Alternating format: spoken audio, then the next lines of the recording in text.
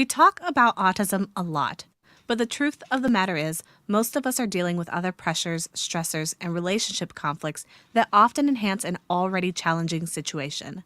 Today, we discuss what some of these challenges have been for our family and share the lessons we've learned along the way. Before we get started, don't forget to like, share, subscribe, and hit that notification bell for reminders of upcoming streams. Let's get started. Hey, everyone. I like the intro where you say we talk about autism a lot. We do.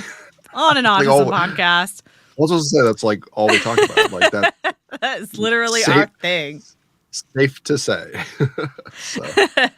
But I wanted to mention that because although autism is obviously a very important, critical, crucial part of our lives, especially, my own even as an autistic adult, I also want to acknowledge that there are other things outside of autism that can contribute to stress in our life that then can ultimately impact our parenting style or can impact our ability to parent efficiently.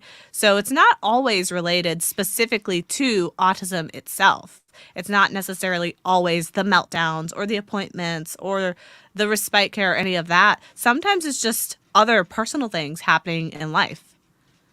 That's true. It's kind of like a Jenga tower, and then you pull a peg, not intentionally, but then it kind of falls or shifts, and so life is the Jenga tower.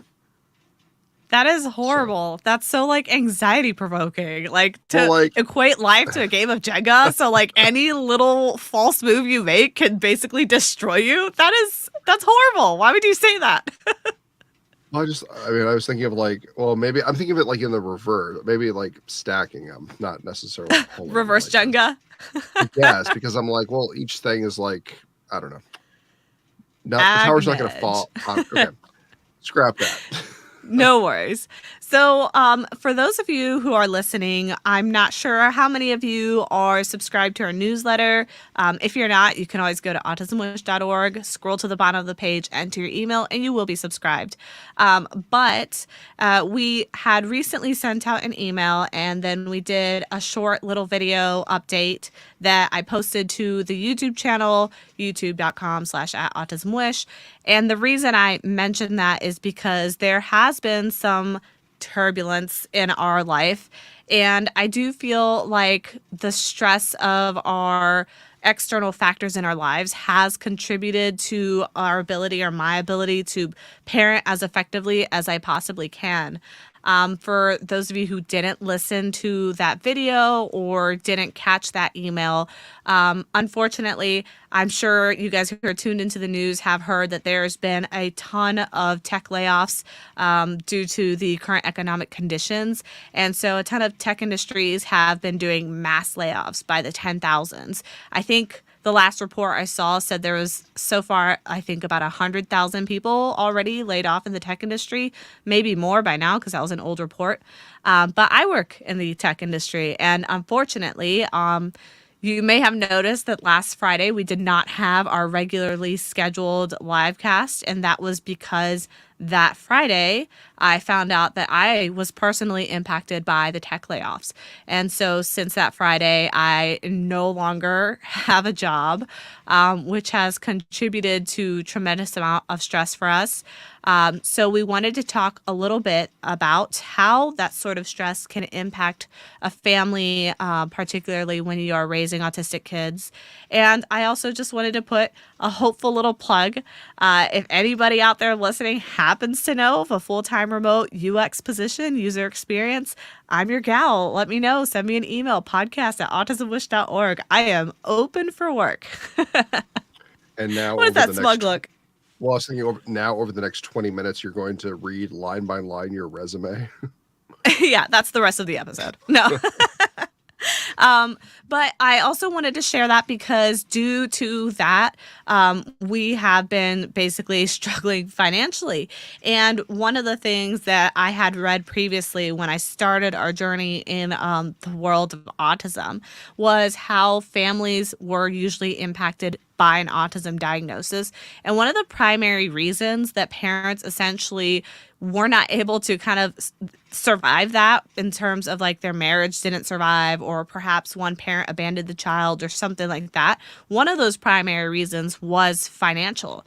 And it was because raising autistic kids in general adds about, I think the statistic was like $60,000 a year per child, in terms of extra finances that are required to care for that child. So that'll include, the therapies, it'll include any special equipment that they might need. It might include respite care. It might include all sorts of extras that people raising neurotypical children don't have to worry about. And so that is why I thought this was relevant, because we are essentially getting hit on a financial end just in a different way. But after losing basically our primary source of income, now we are very much so in a very stressful situation where we are trying to figure out, like, how do we keep a roof over our kids' heads? How do we continue their therapies? We just now got approved for therapy that we've been waiting for 4 months, and we just got approved, and then we're like, oh no, I just lost my job. Are we going to be able to keep this therapy, or are we going to have to go back on a wait list? And I don't know about you, Matt, but for me, that is quite stressful. Well, I'm just thinking mostly because like the paperwork that's associated with kind of getting the ball rolling, even just to get on the wait list. So, I mean, if we have to go back to, I guess, resubmitting paperwork to insurances to hopefully get cleared to then jump back on a wait list. I mean, I feel like that's probably the most like time consuming component. I mean, you do the majority of the I was about paperwork. to say, right. I do that paperwork. It wouldn't impact you at all. Well, I mean, I have the difficult job of watching you suffer, and it's that suffering is probably, well, it's probably worse than your suffering, because I have to watch a person I love suffer, and it's sometimes more than I can bear. So I just try to look away. Oh my gosh, you're so cruel. I'm just kidding. I love you, and I appreciate you filling out all the paperwork for all this medical stuff, because yeah, that's your medical background that you like to use. It's just called being a mom. But yeah, we basically have been now really having to kind of reflect about our parenting. For me specifically, when I am in high stress situations, I get into a lot of like this like anxiety overload, basically, where I kind of shut down. So I tend to just want to like just stop everything. So anything that I was working on, anything that I was trying to do, I just kind of want to like put the brakes and just go in my room and just kind of process what's happening. And then after that, I tend to do the opposite and get into like hyper fix mode, where I'm like, okay, what can I fix? And I think part of the stress that's happened as a result of the job loss is I have been basically hyper fixated on wanting to fix the situation, wanting to find a job, wanting to be able to regain my income so that I can continue to support my kids and my family in their therapies.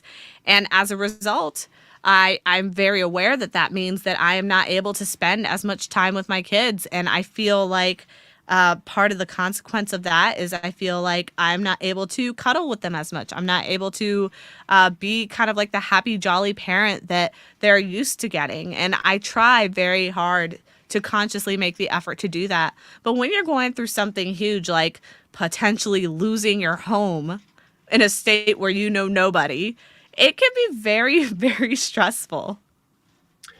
Yeah, and I mean, I think kind of twofold. Like, you obviously don't want it to impact the kids. I mean, they're young. So, I mean, most of this is over their heads anyway. But as far as change in attitude, change of routine, change of just general lifestyle that we've built up, kind of the level of normalcy, we try not to want to rock the boat too much. We want to try and keep things as normal as possible for what they're expecting. So that is a little bit kind of a challenge too, because you're kind of trying to figure out, okay, what do we actually do as far as like applying for additional jobs, as far as trying to tighten finances, is trying to restructure a little bit. But at the same time, you don't necessarily want to start pulling therapies left and right where that your kid is just going to kind of shut down basically because there's no routine or structure. So you want to try and maintain as much composure and structure in their lives as possible. So that's kind of the juggling act where you're like, okay, what can we keep? What can we focus? What can we remove that won't have such a devastating impact? So it's an interesting battle for sure. Just trying to see what is something that we can put to the side for now and pick up later, and then what are things that we have to keep progressing through. So it's definitely a challenging state of mind, and just making sure that our outward appearance is appropriate, normal. Our kids don't feel scared or unsure about things mostly. So I think for me, that's kind of the big thing, where it's kind of like, I don't want to have discussions around them where they can sense that we're stressed out or that we're upset, because it might trigger something where they start having anxiety and they're not really sure about what. Yeah, I think part of the kind of insecurity or instability that happens when you're in a situation like ours where finances are struggling, you don't really know what's going to happen now that you don't have a paycheck. Is really having to find a way to continue to give our kids the comforts that they're used to. And I don't mean like luxurious comforts. I mean, like, autistic kids tend to have certain specific rigidities. So there's certain expectations and comforts that come with that. So, for example, if we have a routine of a specific meal type, or we have like a routine of taking a specific path or way of doing something, we can't necessarily do that now. Like, for instance, we're used to taking our kids for a little drive for like scenic stuff, bringing them to parks and such. But now, since I've lost my job, we're having to scale back because we can't afford basically burning that gas unless it's going to be something productive. So that has impacted our ability to take our girls out, and that's a disruption of routine. There's also things like their food choices. Like, there's very specific meal types and things that they will eat, and we are having to basically prioritize what they eat above ourselves, which I'm happy to do, but it is adding to that stress because now we have to basically just make sure that our budget is balanced in such a way that we can still get them their preferred foods, because we know if we don't get those for them, they will not eat. Whereas, like, I'm happy to suffer through whatever, or not eat if I don't like it because I'm picky. But at least, like, my kids will be fed. So that's another thing that has kind of been weighing on us, that has caused a lot of that stress since this essentially layoff. Now, let's be honest. How many Costco hot dogs have we had this week? Oh yeah, we have eaten a disgusting amount of Costco hot dogs, They're and it is so because cheap. they are dirt cheap. Oh my We'll have to pay the consequences of like some sort of cardiological issue in the future, I am sure. But for now, they're incredibly cheap. So yes, we are living on hot God. dogs right now. We're Uh, that poor. But yeah, so that's one of the things that has really been top of mind for us.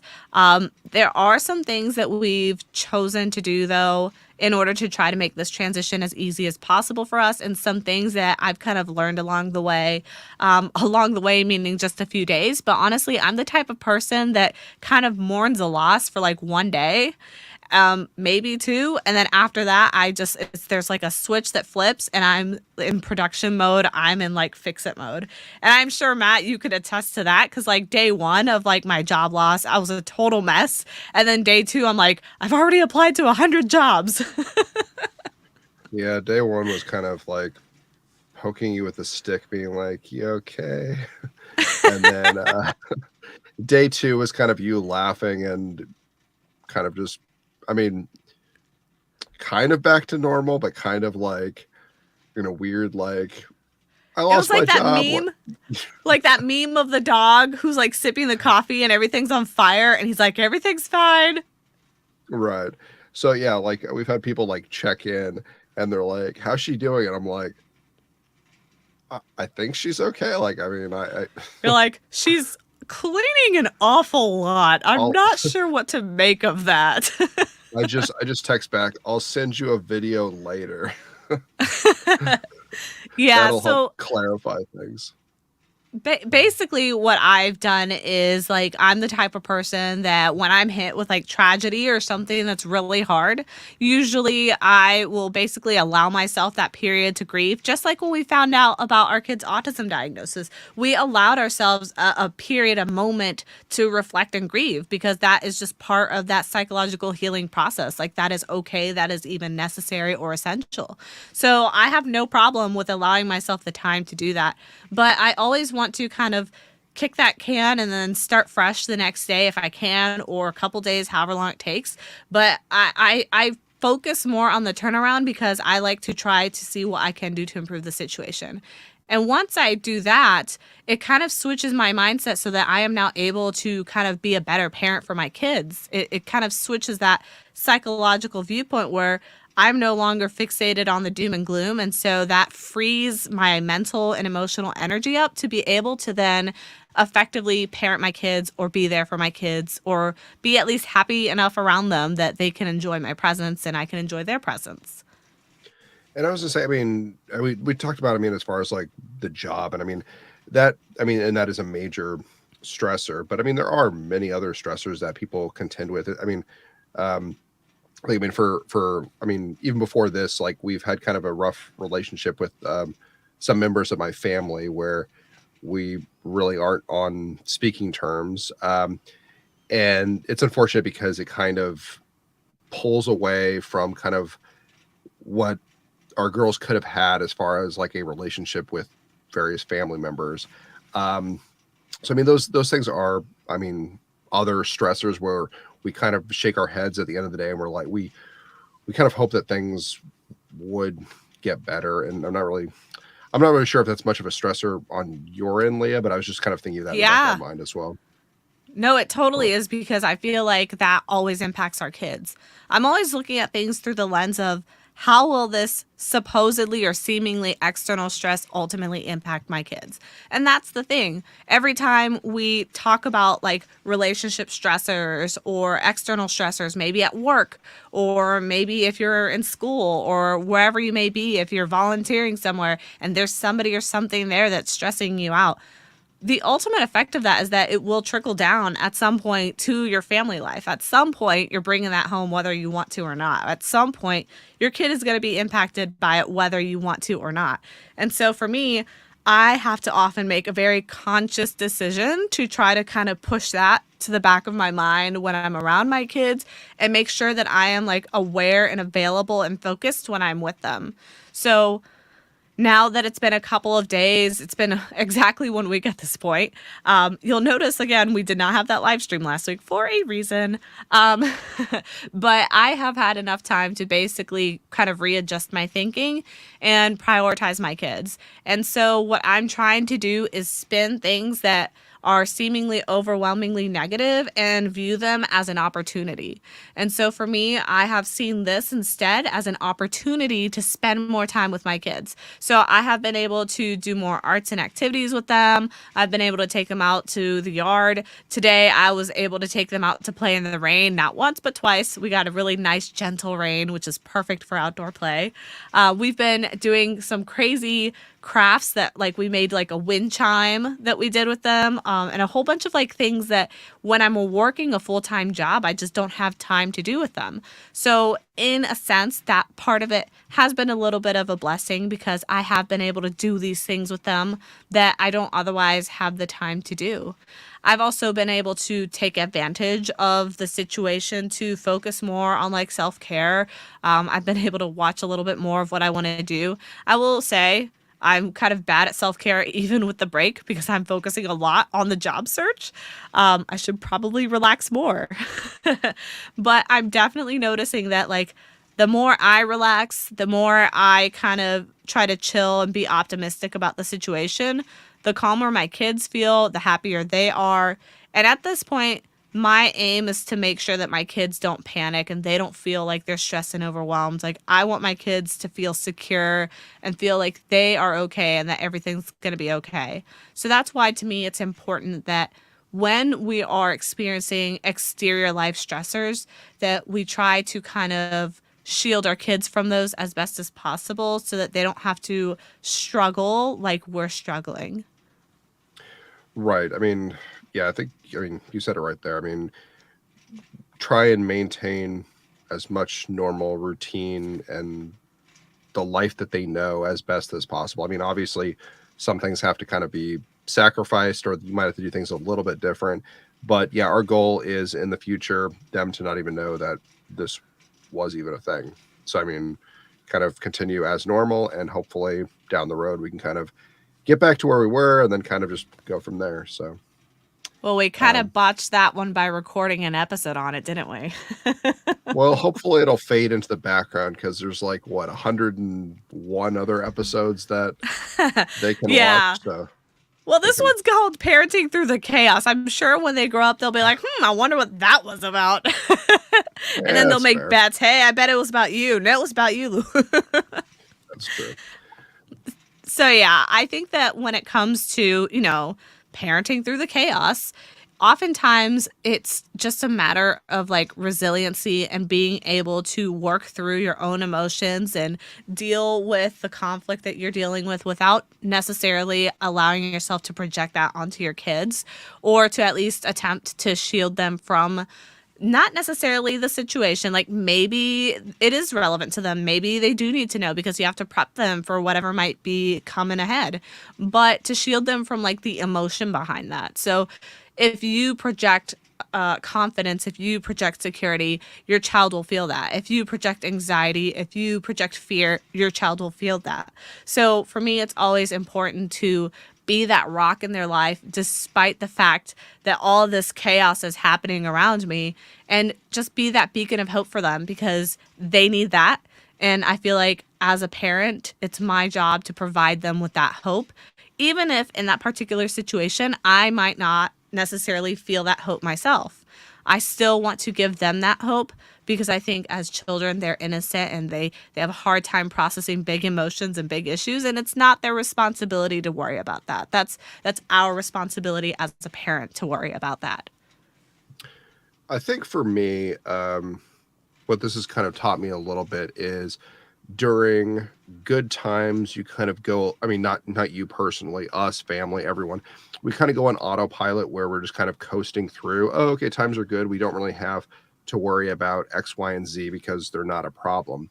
But then when we're faced with a very big, serious problem, it kind of forces us, okay, we kind of have to get our hands dirty. Okay, now we have to be very intentional about what we're doing. We basically have to roll up our sleeves and kind of get to work because now hard times are on the horizon. So you have to push through the hard times to try and get back to a more peaceful state of ease, essentially. So right now we've kind of hit the wall a little bit. So now we're kind of pushing through hard times, trying to get to something a little bit more peaceful. So now it's kind of like, okay, now we have to be very intentional about everything that we're doing as far as budgeting. We're not wasting money on things that we don't need. We're kind of pushing that off until another time when we can kind of pick it up. So I mean, like we have house repairs that we have to make. But in the meantime, that has to kind of be put on hold, and we'll, because we had people as far as like contractors coming in giving us quotes for different things to fix, and I mean right now we're kind of like, okay, our house hopefully won't fall down tomorrow. We'll put that on hold and we'll revisit that when things are a little bit easier. But right now, obviously, we have something else that we have to contend with before we can even consider about trying to uh, pay contractors to try and fix different parts of our house that definitely, I would say, definitely need to be addressed. But Yeah, there's literally water flooding into our house, and we had to do like a fun little like oh, epoxy glue job around it just to hold the water from coming out. So we have an entire area of our house that's basically slowly molding and the wood is falling apart, but we don't have the money to fix it. So that's what it's gonna be. it And was honestly, right now, we're just focusing on being able to scrape up enough money to pay our mortgage so that we don't lose our home. So like that well, is well, not a priority. well. I was gonna say the first time I think that we heard it, you're like, anytime it was raining, we would have the walls would cry because the Yeah. water would be Yes, I the did. walls would the It's like, walls would is the just be faucet crying. on? Yeah, no, we found it and it was just the wall was crying because it was sad because it was It's like raining. the So horror movies where the walls are like right, bleeding, but instead of blood, it's water. right. So we will fix that at another day. but hopefully we will Assuming get we can keep the house. right. That's true. Otherwise, it's Yeah. someone else's problem. Yeah.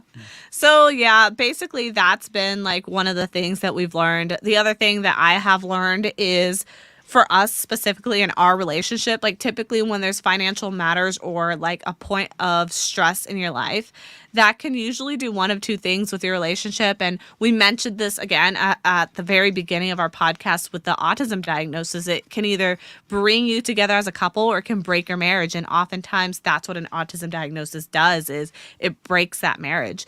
But finances is the same thing, and so are other serious struggles that families go through.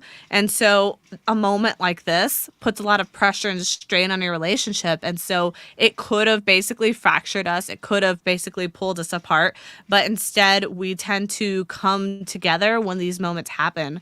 I honestly think, like, with our relationship, I feel like we do best when there's like high stress situations. We kind of like just put all of our grievances aside and then we just decide to be there for each other.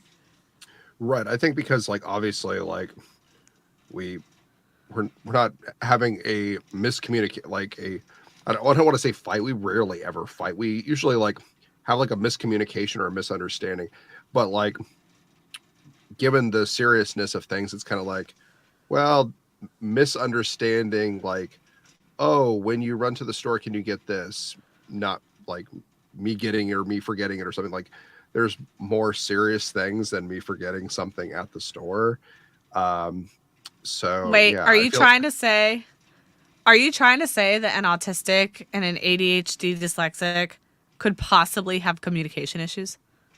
I'm just saying that is probably one of our biggest things we're contending with outside of this, of course. So. But no, I mean, obviously, I feel like when serious matters at hand, we do a pretty good job of kind of like finally focusing our efforts to try and resolve that. And it also is helpful that we're both on the same page financially. So it's not like I want to Yeah, spend we're all our both money. broke. Well, yeah, but it's not like I'm upset because I want like a spa day or something like to I don't know. Fine, you can Yeah, have your spa day. just to I know rest you've around just in like been the little dying for robes. those cucumbers on your eyes. And mostly I the know, you robes, don't want them pickled. just the robes. But yeah, it's like we're basically on the same page. So it's like when we say like, oh, we have to cut things. It's kind of like, okay, we're both finding ways to cut, not like, oh, you cut things and I'm just going to keep doing this kind of on my own time. It's like, no, we both pretty much sacrificed. I mean, hence the Costco hot dog The Costco hot situation. dogs. I know we're Yeah, both eating so Costco dogs. I don't even that's what like I had. hot dogs. That's what I had for lunch today. Not even kidding. That's what I've had for lunch for about the last 3 days in a row. So yeah, if we don't Uh, end up in trouble over lack of housing, it will be due to Lack of horrible health. health. Yeah.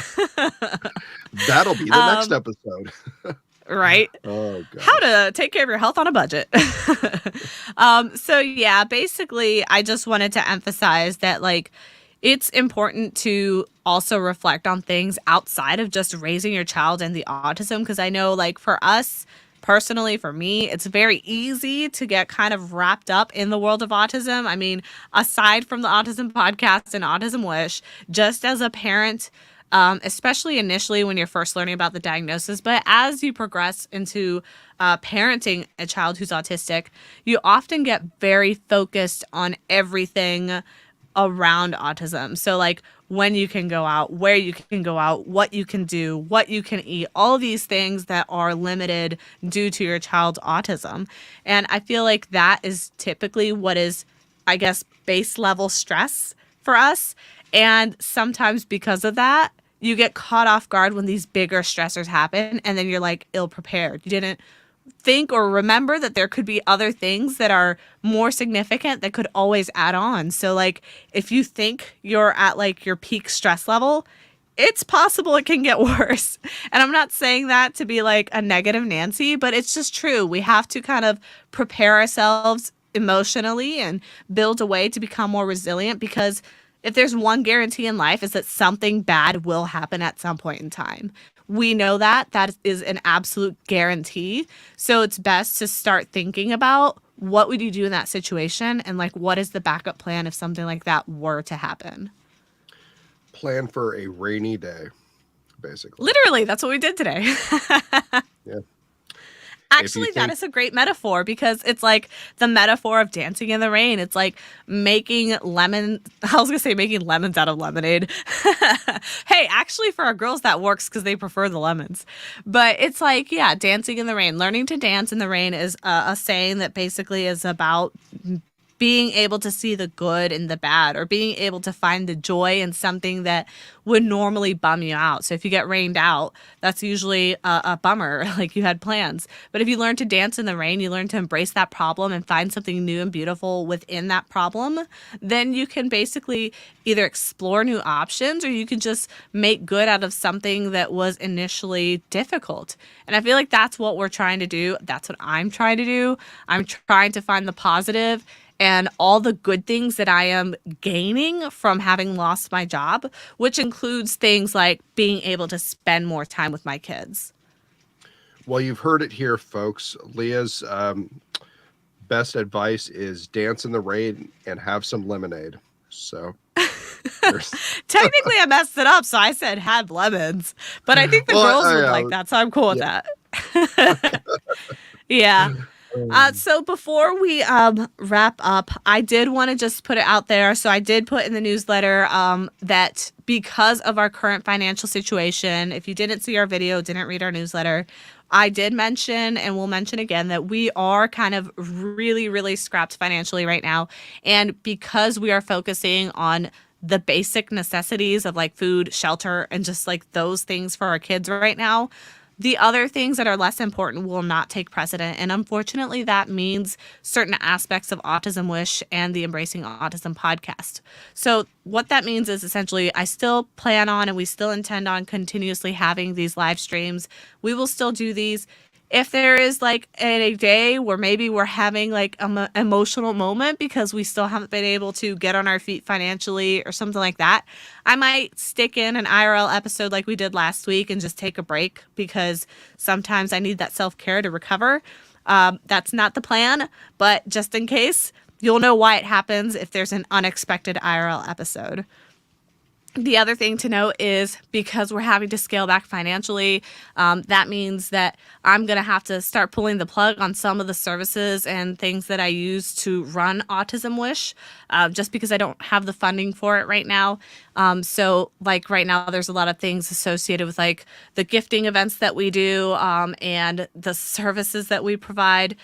So be on the lookout for our newsletter for updates and information on that. Again, autismwish.org, scroll to the bottom of the page, enter your email, follow us on Autism Wish at Facebook and on Instagram. It's at Autism Wish, and I will post any updates there. But we will have to scale back on our gifting events. Some of that stuff is still in the balance. We don't really know what's going to happen until we get closer to the date.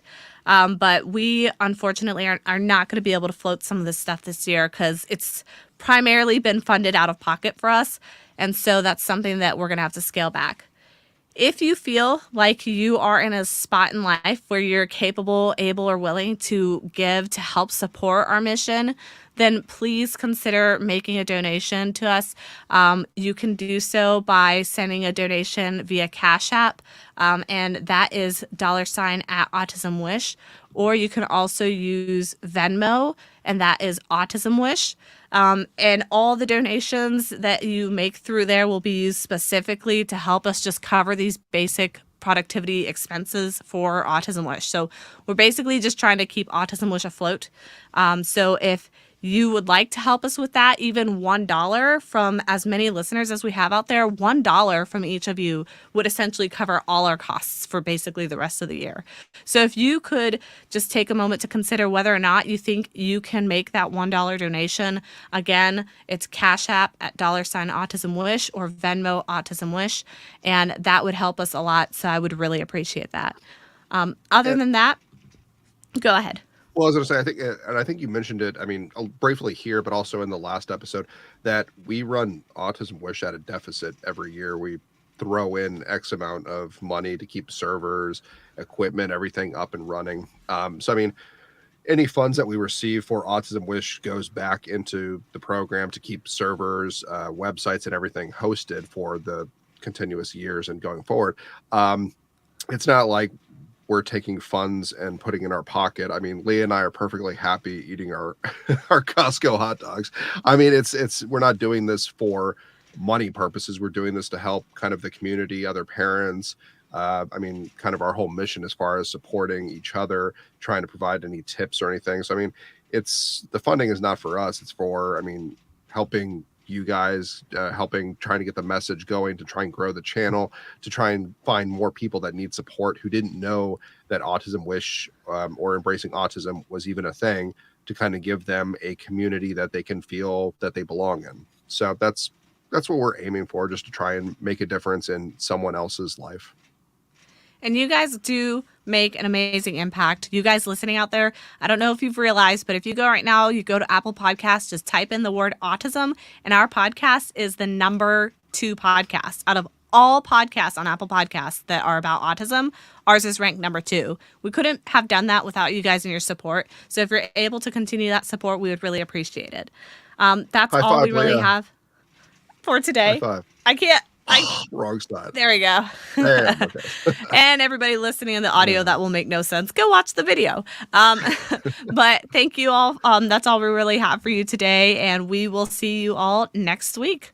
Thanks, Embracers. All right. Bye. Have a good one.